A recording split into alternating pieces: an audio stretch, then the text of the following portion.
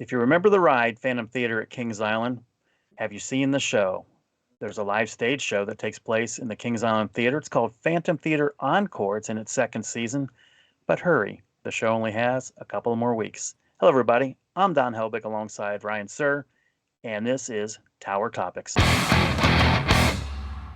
And Tower Topics is a podcast by Kings Island fans for Kings Island fans, because that's what we are and that's what we care about. So, Phantom Theater Encore. So, this debuted in 2022 for the 50th anniversary of the park. That was one of the, I think I mentioned 3 moments that my jaw hit the floor because I never thought I'd see this coming. But I've got very vivid memories of the ride. I distinctly remember riding it, but you wrote it as an adult. What's it like seeing the show version of this thing, 20 years later? Was the last 20 years a blink of an eye, or does it feel like hugely in the past? Well, I mean, it does feel like it's in the past, but what it does in watching Phantom Theater Encores, it certainly, rekindles those memories of the ride. You got to know those characters as a guest, if you were a fan of that ride. So you knew who the Maestro was and Houdini and, the other ones in there. So, to see them actually come to life on stage, was kind of, interesting to see that last year. But they did a really good job of, bringing these characters from this attraction to life on the stage. There's different, you know, things throughout the show that kind of pay tribute to the ride. If you're familiar with it, you catch that.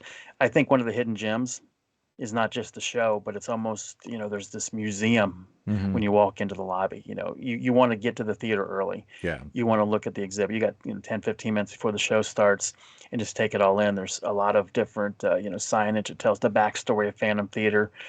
There's a model of Phantom Theater that got some of the actual props from the ride in there. And then when you exit, you go out one of the sides, you're kind of going through the boiler room that they have set up. So it brings back a lot of memories that way. Um, a lot of guests, we're at that point in time. The ride's been gone for a long time. So a lot of, guests never experienced the ride. But thanks to channels like YouTube, they're certainly familiar with it. They've ridden it virtually that way many times. So I think when the show opened last year, there was probably going to be that concern: is anyone going to even make the connection and know what the heck, we're talking about and who these characters are? Mm. But they did. But they did. Yeah. And, some of the younger guests who did not experience Phantom Theater as a ride, they certainly knew who the characters were and made that connection and thoroughly enjoyed the show. It had, developed a great following last year, has a great following this year. The characters, the actors, or the performers that are in the show, they get into the character, very, very well. There's one individual that Phantom Theater was his favorite ride when he was growing up, and for him, that attraction inspired him, to want to perform on stage, and just for him to be in that show, it's really special for him too. Oh yeah, yeah, I completely agree. So let's rewind a little bit and let's talk about the ride. From your memory, what was your favorite scene from the actual ride itself?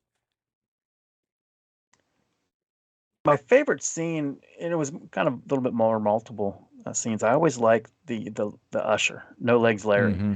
and he appeared a couple of different times in there. But there was one part, you go through and he's asking everyone to, you know, to hurry. You don't want to be left behind. Hmm.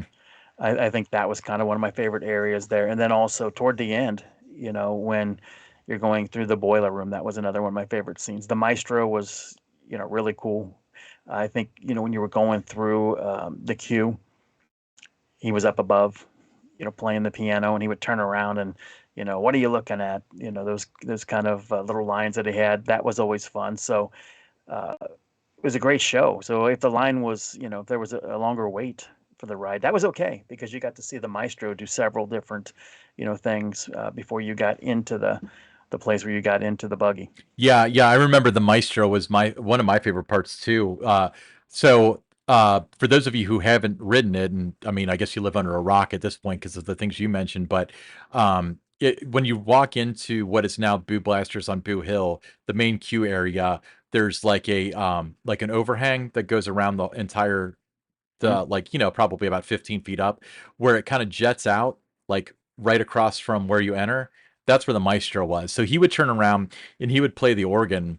And, it was very convincing. They had shoulder motions and stuff too, and he would shift.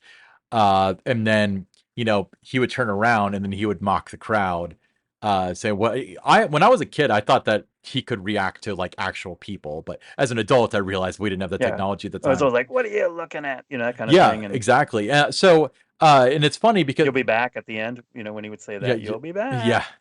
But and they paid homage to that in Phantom Theater Encore in one of the opening scenes where the maestro is hammering away at the organ, and then he turns around and starts singing the song.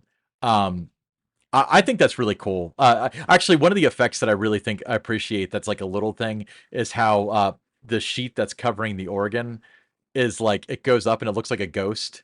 It's like it's hung on Hmm. the fly rail, so it's like higher in the middle and then two sides, so it looks like just like a classic like white sheet ghost flying up. So the maestro Does. comes, he sings a song, he introduces uh the other main cast, well, not even the main cast, like just a couple other characters of Phantom Theater Encore.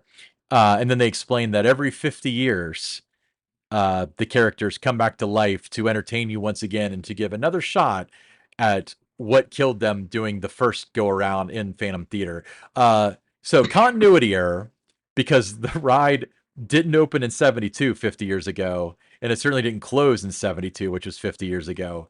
But let's give them a pass. They're paying tribute to the 50th anniversary. But And then oh, there's a lot of banter between the characters on stage, and they ad lib some things as the season goes on.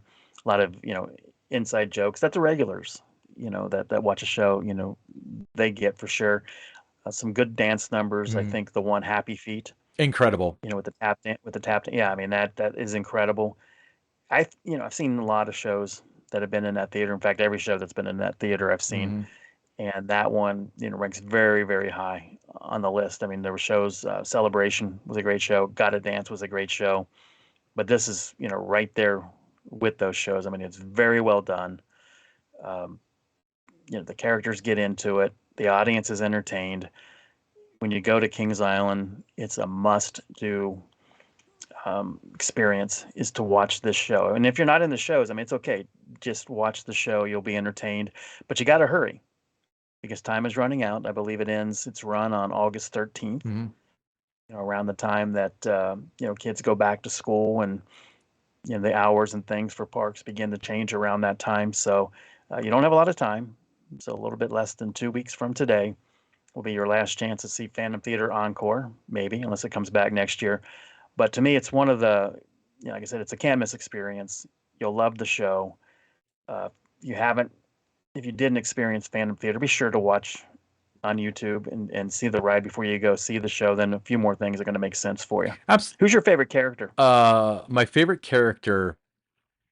I'm not gonna say No Legs Larry because I feel like that's cheap. It's I'm not cheap. The No Legs Larry is definitely steals the show, but if I had to pick like a human character,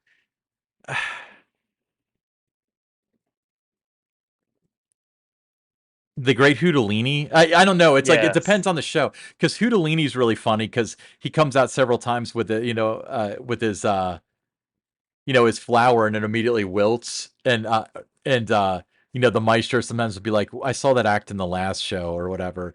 But one of the themes that first of all, before we go on, who's your favorite character? Houdolini. I think Oh that yeah. it's just fun to watch. I mean, again, very much into the character. Sells it well, and just all the things that go wrong. As he's trying to do his little magic tricks and things. I think he's really good. The maestro I think is one of my favorite characters as well. He's out there all the time, so that's an easy one. Like you used the word cheap for No Legs Larry. I guess maybe the maestro's too easy of a thing, but Yeah, that's why I glossed really into over the the character. But it sells it well. yeah, I that's mean, why if I you glossed remember the over the ride, maestro is because like I was trying to look at like the three like Hilda Bovine, um the Great Garbanzo and Houdolini. That's what I had in mind for the three characters. The Phantom, regardless of who plays them, always on point, always awesome. No Legs Larry is designed to be your favorite character, so that's why I said that was a cheap answer. Um, But yeah, I completely agree. Now, one of the running gags in the show is that they keep on making mention that this or that person has joined the union. Because Yeah, obviously it's you know the average person would probably get that, but probably theater people would understand more because there are a lot of unions involved in live theater productions. And relevance today is all the actors and the screenwriters are on strike because the unions are striking. Um, and then my favorite joke in the whole thing is at the very end when the maestro says, well, that we got to go. We'll see you in another 50 years. And No Legs Larry says, actually, there's another show at 5 because we're not really union. You know, I yeah, always enjoyed that. Um, yeah. But I mean, they sell the characters, well. So if you were familiar with the ride and you watch the show, they're instantly recognizable and they get into the character, and it's just so enjoyable. yeah, I completely agree. So I'd be remiss if I didn't mention there was one act that was changed out. They called both times it was called Caught Between the Ropes, and it was Boris. What are the characters' names? Boris and the other one, Willow. Boris and Willow are Willow, the two, and yeah. so it was like a trapeze kind of act last year, and it's a single rope act this year. Both of which are very similar, but it's supposed to represent that scene from Phantom Theater where one of the characters is tied up in one of the fly ropes, and he's Like being near the lifted. In the boiler room, kind of like near that, yeah, where Yeah, they're kind of like hanging there. yeah, and then you mentioned Happy Feet, which is a tap dancing number. That is so cool. Like that gets me every time, even when it's like you're watching the show and it's like a lot of the enjoyment of the show kind of depends on how the crowd reacts to it. And I think that's true for anything. But let's say there's only a couple hundred people in the theater, like, and it's like people aren't reacting to the show and you kind of get disappointed. The Happy Feet thing will get people to in. I have never seen tap dancing at Kings Island. Um, but these kids can do it, and I think that's incredible.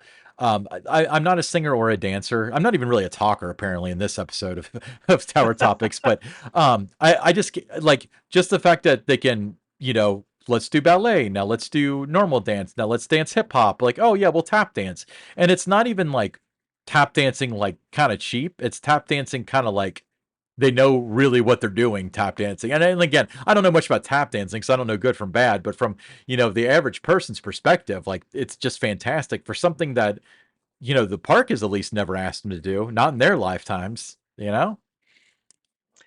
Yeah, they've a lot of the ones that audition though for shows like this. I mean, they're trained, growing up in that, and different whether it's show choirs wherever they might have been in, or they go to school. They're learning theater there. I mean, they're trained, Yeah, I to be able agree. to and know how to and do I, that. Most of them. I mean, some might not be, and they pick it up, but a lot of them, you can tell, um, technically, they're very polished. So they've done this, elsewhere. They've been, trained and done all the mhm. dance classes and everything you need to Yeah, do. and again, I'm speaking out of turn here entirely, but I imagine that while the skill of dancing and the skill of tap dancing are two completely different things, they're probably core things that you can do either with natural talent or with training that allows you to pick up each one because they probably could do any dance they wanted. I don't know if anyone's a dancer that can like kind of like elaborate on how hard it is to just like pick up tap dancing, or if these people have really had to do it their entire lives in order to put on the show that they have now. Regardless, it's awesome, great show. So these are 2023 numbers in case you're listening to this in the future, but as of the time of this recording, through August 6th, show is off on Mondays, but the shows are at 2, 3, and 4 o'clock. That's through August 6th. And then August 7th to the 13th, 2023, show times are at 2, 3, 4:30, and 5:30. Again, they're dark on Mondays. So it's in the Kings Island Theater, immediately in the front of the park. If you enter the park, you make a left. You can't miss the theater. It's the giant theater on your left when you make a left. All right. So I'm Ryan Sir, along with Don Helbig, and this is Tower Topics.